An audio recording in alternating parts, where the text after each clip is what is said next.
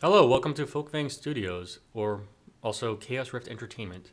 Anyways, you got some excited. I'm really excited to present these updates for our game, or the upcoming game, Immortal Realms. I'm so excited. I'm actually stumbling on my words.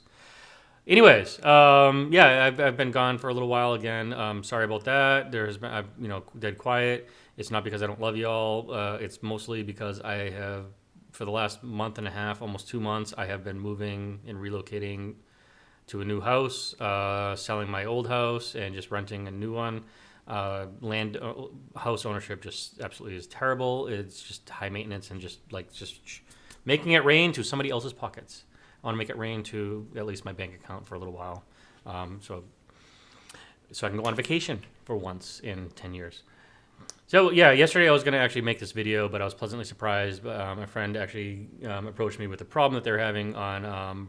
Yeah, I know it wasn't that no. It was more fun. It was actually programming. So yeah, a friend actually recommend had a. I'm sorry, my own stupid ass jokes make me laugh because they're so stupid. Yeah, so a friend had a programming problem, and I was pleasant. I was excited to help because that's what I love. That's my day job is everything I do is like I love solving problems, figuring things out, and finding solutions to things. Um, that's why I like making video games. If Because it is a giant problem that you need to solve. It's also a problem that you create yourself, and you have to figure out how to get yourself out of the problem. Anyways, let's just stop rambling and go to scene 4. The video game.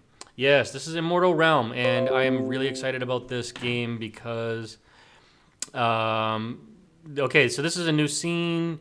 I've been going through some tutorials on Map Maker because I've never used Map Maker before. Map Magic, sorry. There are so many different map tools. Map Magic, Map App, da da da. Okay, do not ever do that again. Mental note.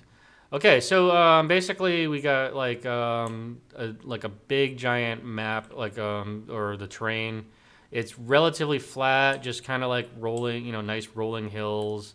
The textures are not permanent; they're just something that were just there. I can do some noise, different. Oops, yeah, see that's in the way now. And there's just different types of functions that we can do. Perlin, simplex. Perlin is kind of my favorite, or probably a favorite of all or most procedural people's stuff, whatever you want to call it. So we can do a C to 16, right? Whatever. Let's do 42, right? That's too simple. That's too obvious. 4, 8, 9, 7. Whoops. Yeah, so we just do different things, and the terrain changes. And I mean, I could add more rolling hills later on, but I didn't really want to do that at the moment. They're in the shadows. This is not fun. Was it 16? I forgot. I'm talking. Here I am talking and typing, and yeah, I'm just messing things up now. Anyway, let's just leave it that way.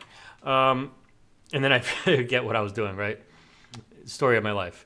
And then so the texture stuff. We pipe it through here. I just got just some sample textures that I just grabbed out of nowhere. The grass feeds into grass, details feeds into details, ground feeds into ground down here, and it just goes through a bunch of other filters, and it can get even more messy from here. We have, as you can see, I mean, it's nice, pretty environment.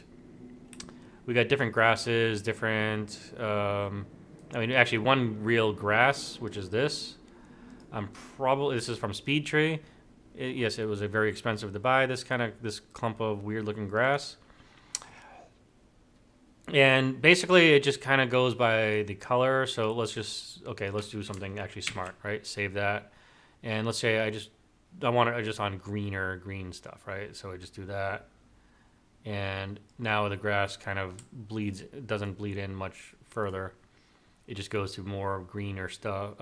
Texture, Jesus, I'm like, it just goes on to more different textures, right? What did I just do? Okay.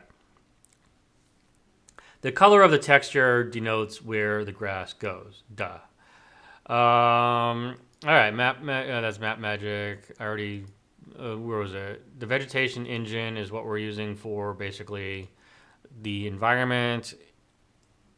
It's pretty basic plug and play. You have to go through and update every single darn foliage item or rock in this game to use the engine, and it's very time consuming. It took like 4 hours just to bring these little details into the engine to make it move with the wind and change with the wetness.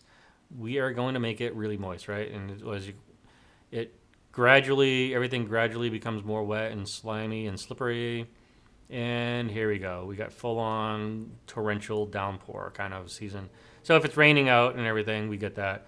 The train does not change yet. I have not looked into that. I don't really care right now. I just want enough to just demonstrate what's going on. And once I do dynamic weather and dynamic scenery and everything like that, we'll start moving into that. Is that a birch tree? Oh my God, it is. See, I love. Okay, sorry. I just love birch trees. It reminds me of where I came, my home, New England, and you know that's just we had birch forests and just I don't know, for some reason I just love birch trees. They're one of my favorite trees ever. Weeping willows are another favorite tree. Anyways, that's just me. All right, so we have the horse and hi horsey. I know. You're so excited to have a rider finally. Let's mount the horse. Or not. Still broken.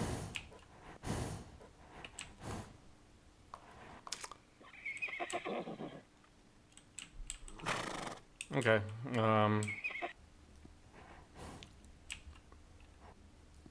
You're not working the way I want.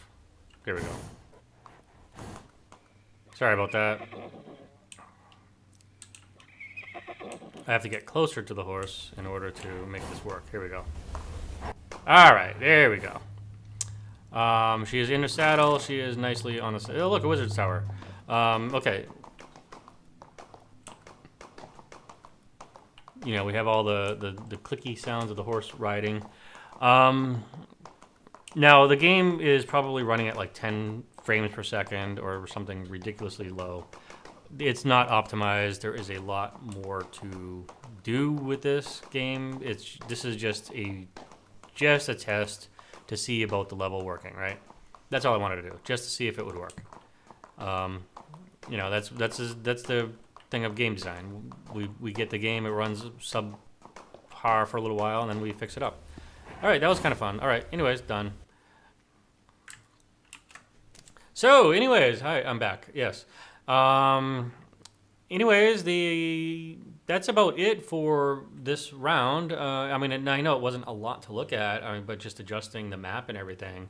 I mean, that just took me like days and days just to kind of just tweak the little numbers and figure out what I wanted to do. It looks simple and from the outset, but once you get into it, it gets even more like it's like a little rabbit hole of things to go into.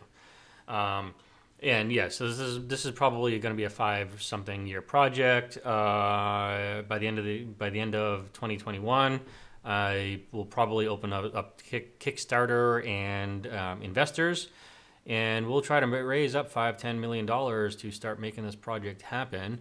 And I really want this game to come out.